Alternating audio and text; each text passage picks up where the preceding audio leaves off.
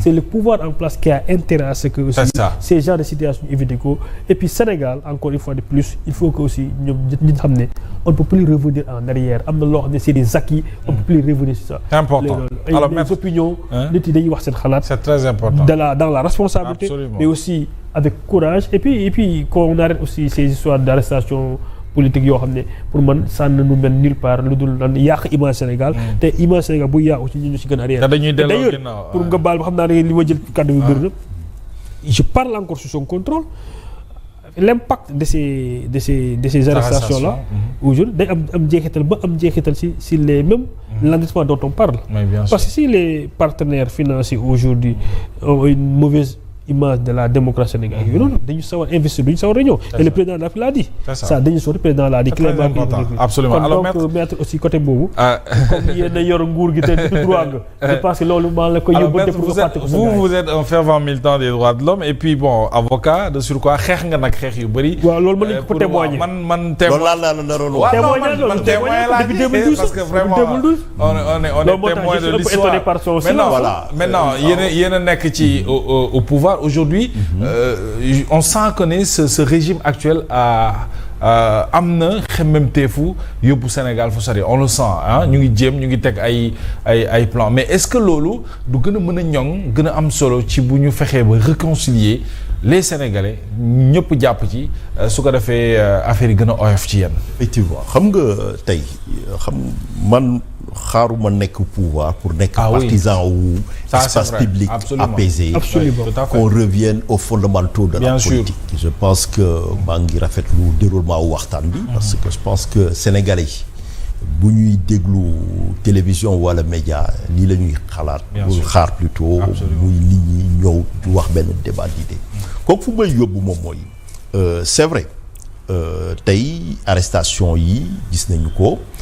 laataa ñu fay yegsi il faut ñu fàttali benn mbir muy les assises de la justice ñëw naa fii def benn plateau spécial ak yéen tey bu ñu umpali benn mbir code de procédure pénale bi fi nekkoon moo fi nekk ba léegi waaw dara changé ñun xeex nañ pour ñu soppi ko xeex nañ pour yenn inculpation yi ñu dindi ko code pénal bi nga xam ne moom la ñuy appliquer pour teg yenn xeetu daan yi par rapport ak journaliste yooyu moom moo fi nekk ba léegi ci recommandation yi 30 points yi nga xam ne man maa ngi woon ci comité scientifique bi maanaam yooyu dëxëñ nañu ko jëbbal ko président te du yàgg dara mu yóbbu ko assemblée nationale di ngeen gis mu matérialiser volonté moom mooy effectivement ñu indi coppite yooyu parce que jàpp nañ ni suñu démocratie foofu la yegg beneen bi aussi moom mooy bu loolu weesoo bu ñu fàtte ni aussi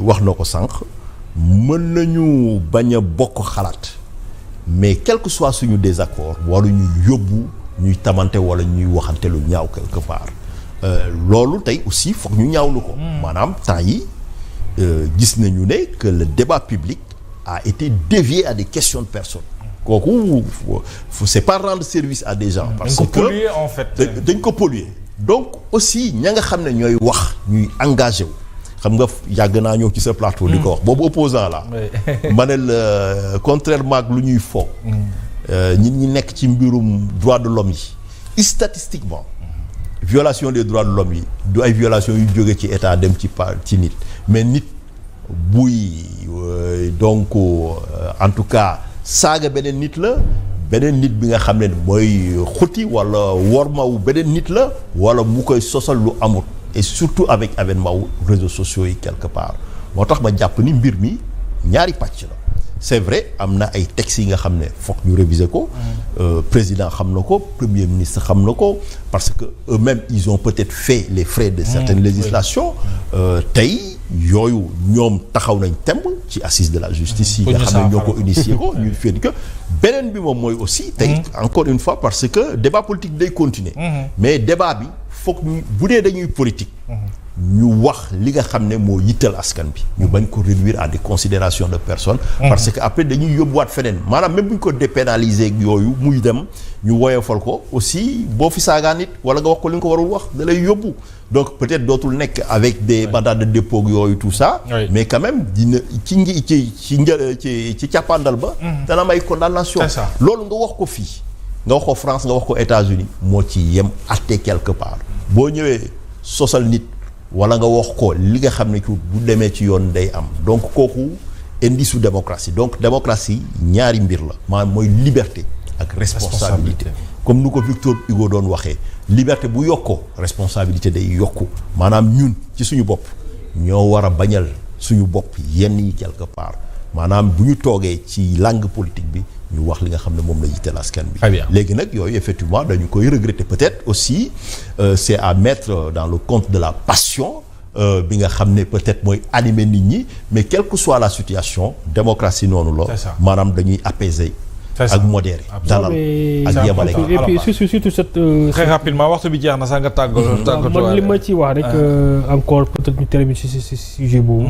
mooy que aussi que Sénégal ñi fi nekk tey xam ne le Sénégal n'est pas né en 2024 du léegi li commencé politique. kon donc mën nañu fi indi loo xam ne amu fi woon. donc pour man bu ñu yokkul waruñu wàññi. et je pense qu'aujourd'hui maire je le parle avec beaucoup de regrets. Nous sommes en train de vivre aussi des regrets, des reculs démocratiques avec le régime de Pastef, il faut le dire. Arrestation yi am fii yu ci gën a bëri pour man au-delà même des problèmes juridiques c'est un problème de manque de tolérance parce que y a des termes yow je ne vais pas les répéter puisque xëy na penc bi rafetlu ñu ko mais yooyu jàpp na fi ñu toll ci démocratie warul mériter que nit di tëdd prison di tëdd prison. Il y a des sujets lu mel ni par exemple et je ne cesserai de le dire le cas de Badara Gadiaga ak le cas de Abdou Nguer et damay dégg nit ñi di wax da ngay défendre des insulteurs c'est pas de défendre des insulteurs c'est-à-dire nit ñi dañu war a bàyyi les gens s'exprimer librement avec responsabilité bien sûr. Et man gisuma dans les propos de Badara Gadiaga manque de responsabilité. Très sérieusement parce que je l'ai suivi chaque semaine muy wax yooyu noonu ko Moustapha Diakhaté bi ñu tëj Bachir Fofana aussi bi ñu tëj pour le cas des journalistes aussi dama jàpp aussi ne comme vous l'avez dit le projet de dépénalisation bi ça date depuis 5 ans tout a été prêt mais qu'est-ce que vous attendez pour le faire passer à l'Assemblée nationale? Très bien. Vous êtes prêt aujourd'hui? Le président l'a annoncé. Bon, c'est en fait que bientôt les projets. Voilà, mais c'est des choses yoo xam ne on dit que dépasser un journaliste di ko emprisonné quand même. C'est ça. Loolu tout le monde savait que même bu defee diffamation sax il y avait des peines qui ont été aménagées. Préparées pour ça. Mais en dehors de toute sanction. diggante nit ak nit. dañu war a bañ yenn yi. voilà loolu nag dama ñun war nañu dépasser loolu. C'est ça. Et c'est pourquoi je l'ai dit. Encore pour terminer. dans le débat public. De ne pas personnaliser les choses aussi. De ne pas s'attaquer aux gens. Donc aussi kooku foog nga wax ko. jomb naa taxaw ak sama borom bi. quel que soit lu ma def ak lu mu ko xamal lu ñaaw encore je n'en connais pas quel que soit le niveau de débat pour wax ko ne yow yaa deful yow def pour man yooyu war nañ ko éviter ñu tous les acteurs c'est important. loolu c'est nous qui devons c'est une réflexion globale en commençant par le premier ministre du Sénégal. C'est très important. Parce que aussi c'est l'image et aussi les gens qui s'expriment dans le débat public. Évidemment mais en commençant parce que moom moo war a joxe le tempo parce que moom c'est lui qui le premier ministre qui nous a fait c'est très important. donc loolu laa doon wax rek merci beaucoup di rafetlu jeetaay bi merci Khaly di nuyu ñëpp di jéggalu aussi si bu dee y a des propos qui ont heurté certaines personnes nekk loolu suñu am na solo kii coobare en tout cas le niveau était bon merci beaucoup Khaly Diouf